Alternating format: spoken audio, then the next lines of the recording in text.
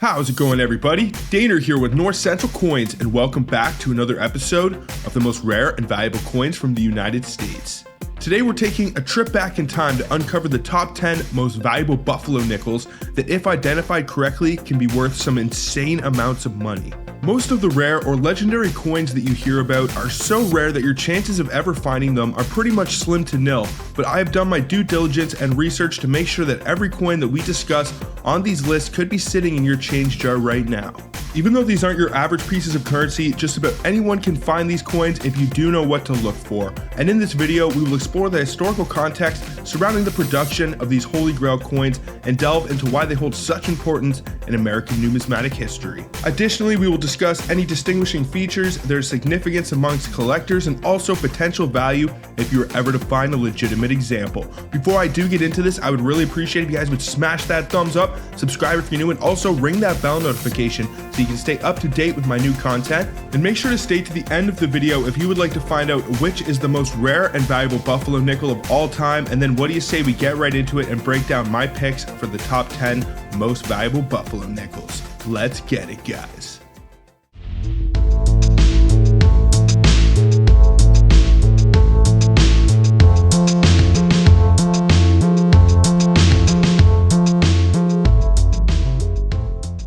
The buffalo nickel, also referred to as the Indian head nickel, is a 5-cent coin composed of copper nickel that was minted by the United States Mint from 1913 till 1938. This iconic coin was designed and crafted by the talented sculptor James Earl Fraser. In the early 1900s, there was a concerted effort to enhance the aesthetics of American currency. The United States introduced new designs for 5 denominations of coins between 1907 and 1909. In 1911, officials of the Taft administration decided to replace the Liberty Head design on the nickel, which had been created by Charles E. Barber.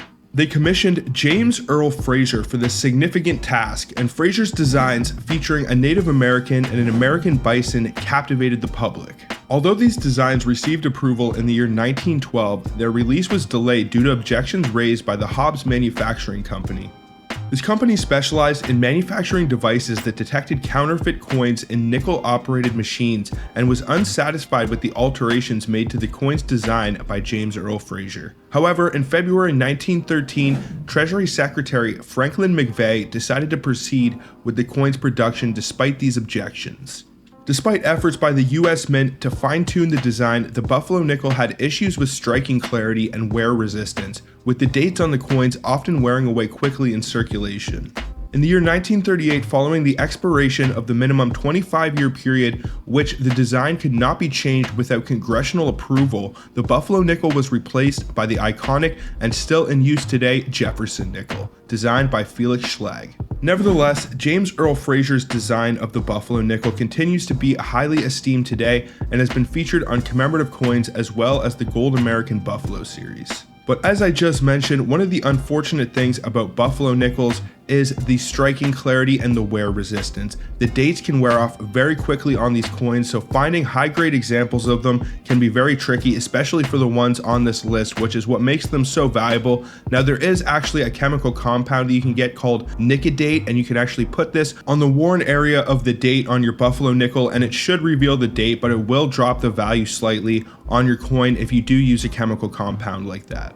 Now, all of that being said, now that I've given you guys some historical context into the buffalo nickel, what do you say we get into this top 10 list? Some of these can be worth some absolutely crazy money, even in a low-grade condition. So what do you say we start this list off with number 10, which is going to be the 1926D. So it was minted at the Denver Mint, and I'm not going to give you guys exact prices in terms of the Sheldon scale. I'm just going to give you guys rough estimates in terms of what you could get for these coins on the low end and on the high end. So for the 1926 Denver Mint buffalo nickel, you can get around $5 on the very low end of the Sheldon scale because it is a sought after and pretty rare coin. People want it for their collections, so they will pay a slight premium for it. That is actually a huge premium if you think about it, 100 times its actual face value. And then when you start to get into the MS region, as with most of these buffalo nickels, because finding high grade examples is so darn tricky, it can be worth up to $65,000 if you score in the high MS range, and that is for the 1926 Denver Mint. Number 9 is going to be the 1920 S Mint, so that is the San Francisco Mint Buffalo Nickel. In terms of the low end value, you can get around $2 for this if it is in the absolute low end of the Sheldon scale, so that is beat up and put through the meat grinder around a G or a VG. But this one can be worth all the way up to $72,000 if it scores in the high MS range, and that is for the 1920 San Francisco Mint Buffalo Nickel.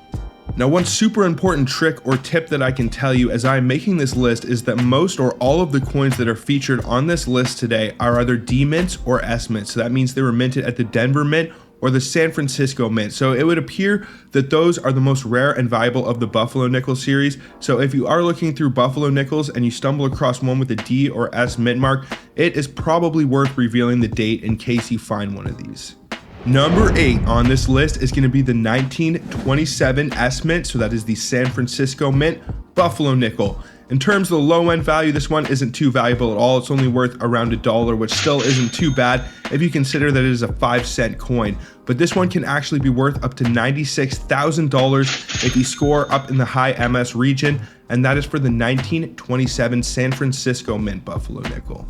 Number 7 is going to be the 1924 San Francisco Mint Buffalo Nickel. So the last 3 nickels on this list have all been San Francisco Mint, so it would seem that these are the most desirable. They probably didn't make nearly as many at the San Francisco Mints as they did the Denver and Philadelphia.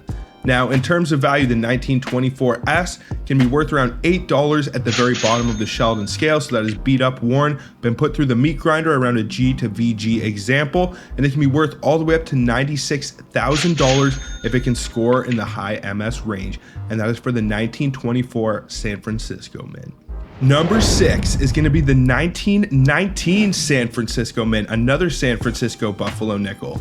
Now, in terms of the low end value, this one isn't quite as valuable as the last one. It's worth around $4 if it is beat up and worn at the bottom of the Sheldon scale, but we are starting to get over the $100,000 mark because this one can be worth $102,000 for a high MS example. That is for the 1919 San Francisco Mint Buffalo Nickel. Number 5 on this list is going to be the first variety that we are actually covering, and that is the 1937 Denver Mint, and this is the 3-leg variety. So to identify this nickel variety, there's actually a few places that you have to check. Now, the first place that I would suggest that you check is to the bottom left of the buffalo's leg that is in the foreground. Now, you can almost see a little line that almost looks like it is the makings of the bottom of a third leg. Now, the other thing that you have to look for is some dye wear or deterioration on the back leg of the buffalo. If you can identify both of those characteristics, then most likely you may have the 3-legged variety of the 1937 Denver Mint.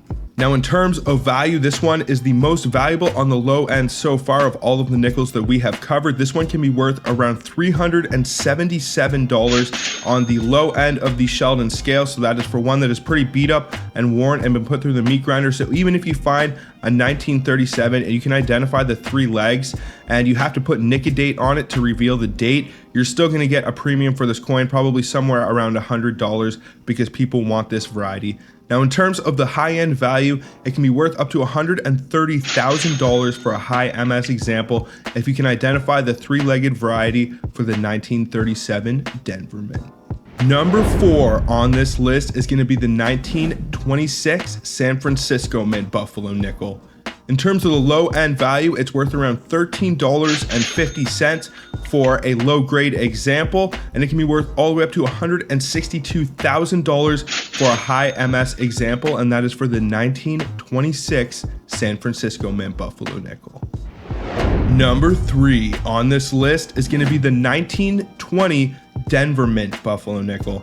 In terms of the low end value, it's not worth too much at all. It's worth around $4 for a low grade example, but that is still a decent premium. But considering it has such a high end premium, it means that finding high grade examples must be pretty tricky. But in terms of the high MS value for this coin, you can get around $165,000, and that is for the 1920 Denver Mint Buffalo Nickel. Number 2 on this list is going to be the 1916 with a double dyed Obverse Buffalo Nickel.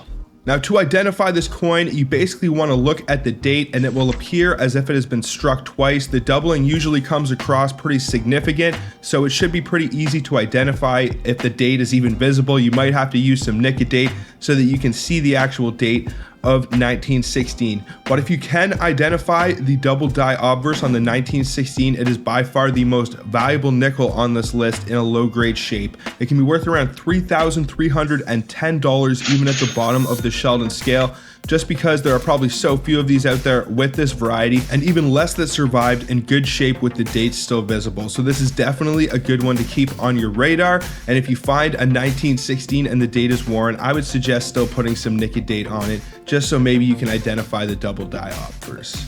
Well, we have made it to number 1 on this list. Number 1 is going to be the 1918 with an 8/7 date. Now, to identify this coin, what you want to do is look at the last digit in the date 1918, and it will basically appear as if the 8 is stamped over a 7. I'm not too sure if they reused the dies from the previous year. That is the most likely case, but in terms of value, it is actually pretty darn valuable on the low end. It can be worth around $585 even for a low grade example, and this bad boy can be worth up to $540,000 for a high mint state example, and that is for the 1918 with an 8/7, and it is also from the Denver Mint.